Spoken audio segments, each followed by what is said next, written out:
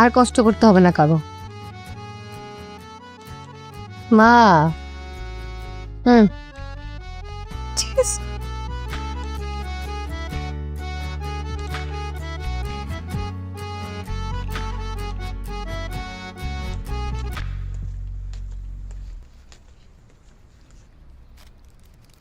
হাতের আব্বা, এই যে নেন টাকা।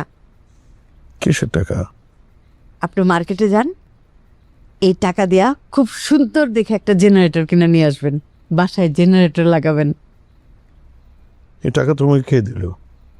এই টাকা দেওয়ার তো মানুষ এই বাড়িতে একজনই আছে, ওই যে সোনার ডিম পাড়া আমার সোনার টুকরা ছেলে ফাহাদ। ফাহাদ টাকা দিয়েছে? ফাহাদের বউ, আমার রাজকুমারী বৌমাই টাকা দিছে।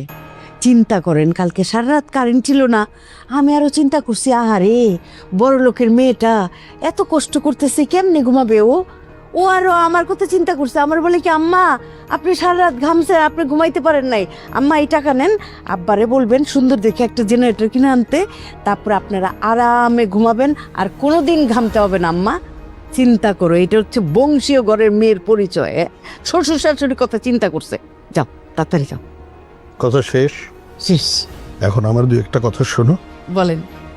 আমার এমন কোনো মানসিক বিকৃতি ঘটেনি যে ছেলের বউয়ের কেনা জেনারেটরে ফ্যানের বাতাস খাবো।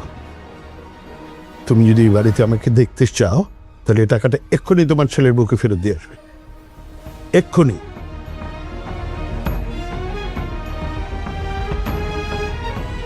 আসছে ওনার ডিগনিটি, ফিলোসোফার আসছে, গায়ে লাগে ছেলের বউর টাকা নিতে। সামির, এই যে নবাব, ছোট নবাব, নচিকেতা স্যার এদিকে আসেন। ফাতিমা